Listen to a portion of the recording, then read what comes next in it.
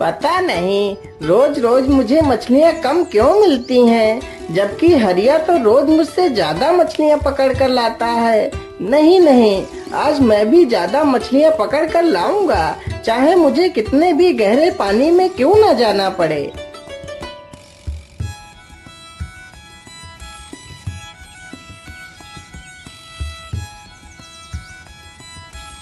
हरीराम ज्यादा मछलियां पकड़ने के लालच में अपनी नाव को गहरे पानी की तरफ ले जाता है।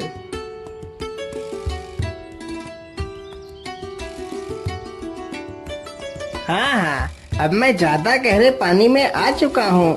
यहाँ पर ज्यादा मछलियाँ होनी चाहिए। चलो जल्दी से मछलियाँ पकड़ता हूँ।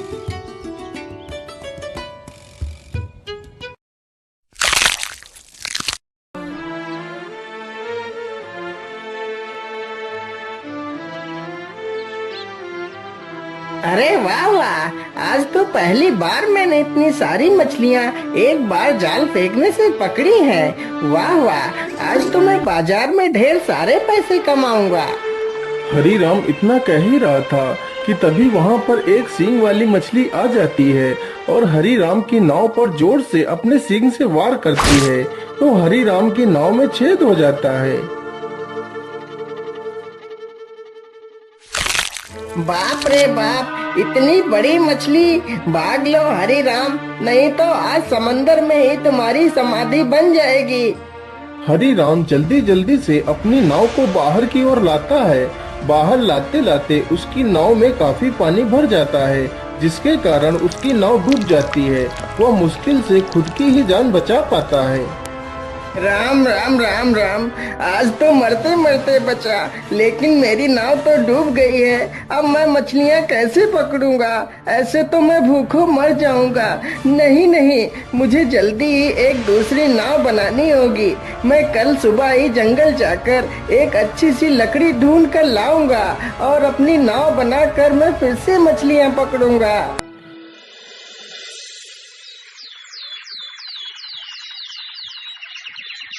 सुबह होते ही हरीराम कुल्हाड़ी लेकर जंगल की ओर निकल पड़ता है।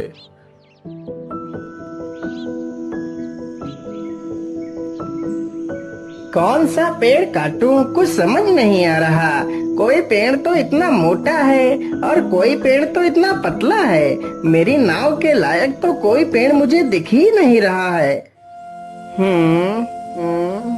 हाँ, ये पेड़ मेरी नाव के लायक है।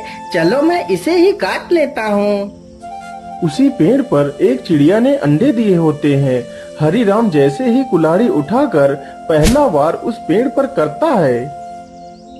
अरे ये शोर कैसा?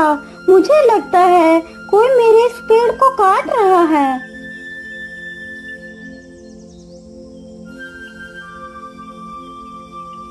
अरे भैया, आप इस पेड़ को क्यों काट रहे हैं? अरे चिड़िया बहन, मैं यह पेड़ काट कर अपने लिए एक नाव बनाऊंगा। लेकिन भैया, कृपा कर आप इस पेड़ को मत काटिए। इसी पेड़ पर मेरा घोंसला है जिसमें मेरे अंडे रखे हैं।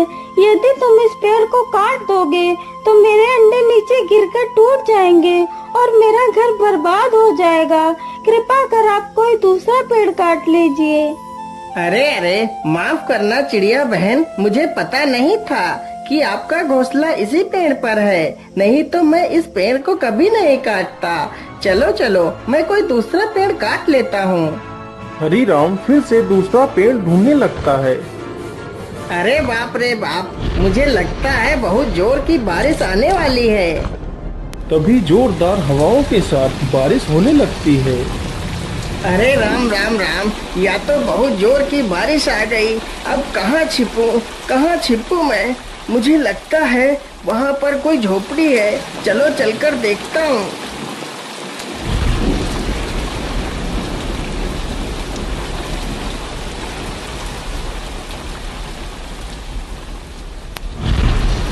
बाबा, मैं एक मछुआरा हूँ।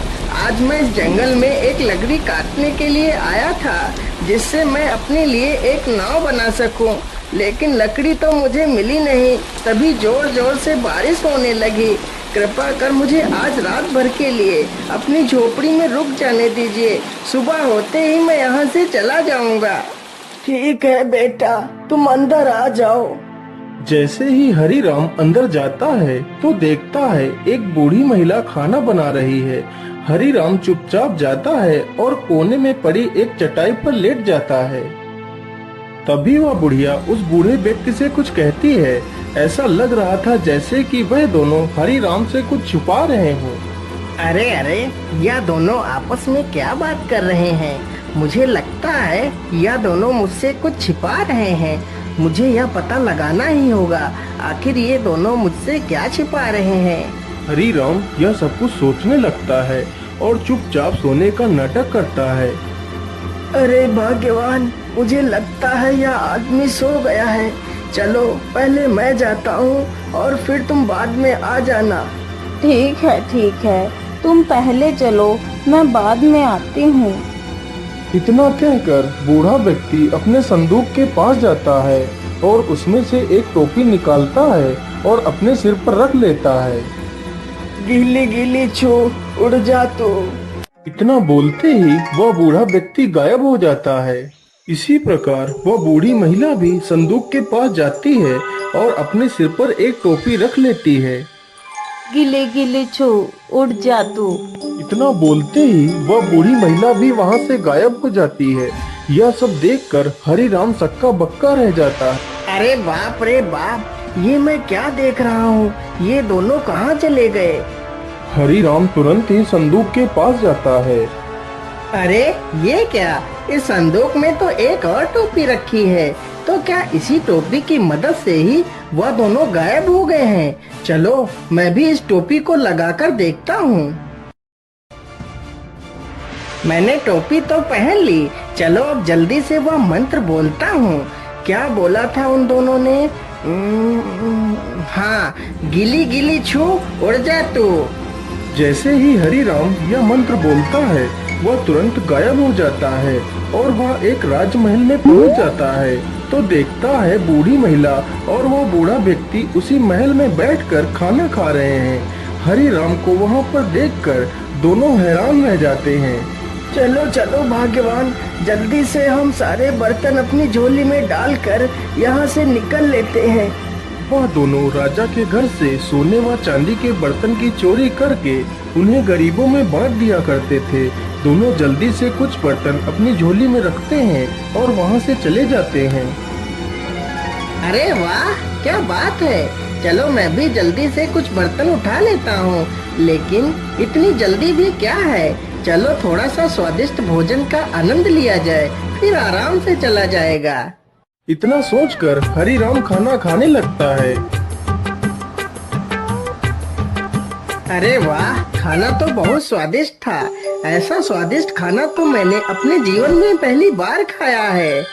लेकिन अब मुझे खाना खाने के बाद बड़ी नींद आ रही है। चलो थोड़ा सा सो लेता हूँ, फिर आराम से चला जाऊंगा। इतना कहकर वह वहीं पर लेट जाता है और सो जाता है। उसे सोते सोते सुबह हो जाती है। तभी वहाँ पर राजमहल का रसोइया आ जाता है। अरे चोर चोर, कोई पकड़ो इसे, आज यह चोर हमारे हाथ लग गया है। इतना सुनते ही सैनिक हरिराम को दबोच लेते हैं और राजा के दरबार में पेश करते हैं।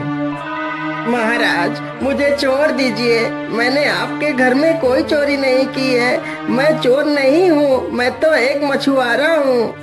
अरे मूर्ख, यदि तू मछुआरा है तो क्या मेरे महल में तू मछली पकड़ने आया था? अरे मूर्ख चोर, मुझसे झूठ बोलता है। रोज रोज मेरे महल में चोरी करता है। सैनिकों, इस बेवकूफ को ले जाओ और बीच चौराहे पर खड़ा करके जिंदा जला दो, ताकि ऐसा कोई दोबारा करने की सोचे भी नहीं। राजा का आदेश होते ही सैनिक हरिराम को बीच चौराहे पर ले जाकर एक मजबूत लक्कड़ से बांध देते हैं। अरे राम राम राम, ये कहाँ आकर फंस गया? आज तो मेरी मौत निश्चित है। क्या करूं, कैसे बचूं इन सैनिकों से? कुछ ना कुछ तो मुझे उपाय सोचना ही पड़ेगा।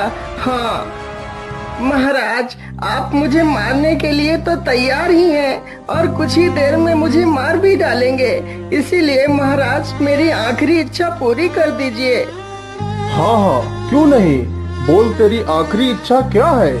महाराज, मैं चाहता हूँ कि आप लोग मुझे जिंदा जलाएं। उससे पहले मेरी टोपी मेरे सिर पर रख दीजिए, इससे मेरी आत्मा को शांति मिल जाएगी। अच्छा अच्छा, ठीक है। एक राजा होने के नाते मैं तेरी आखिरी इच्छा भी जरूर पूरी करूँगा। सैनिकों, जल्दी से जाओ और इसकी टोपी को उठा कर ले इसे पहना दो। सैनिक तुरंत ही टोपी लेकर आ जाते हैं और हरि राम को टोपी पहना देते हैं। टोपी को पहनते ही हरि राम खुश हो जाता है। गीली गीली छू, उड़ जा तू। हरि राम तुरंत ही उस लक्कड़ समेत वहाँ से गायब हो जाता है। यह सब देखकर वहाँ पर खड़े हुए लोगों में भगदड़ मच जाती है। अरे भागो भागो, यहाँ से जल्दी से भागो और अपनी जान बचाओ, यहाँ पर भूत आ गया है।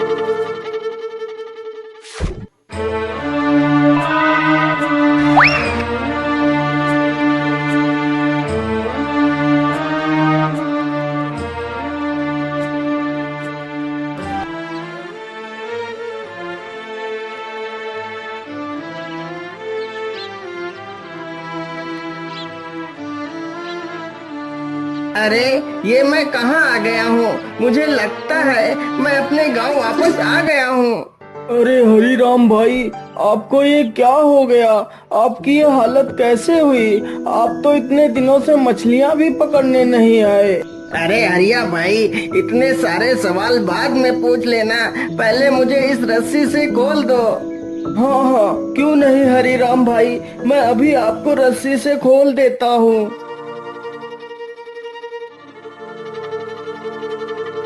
हरिया तुरंत ही उसकी रस्सियाँ खोल देता है।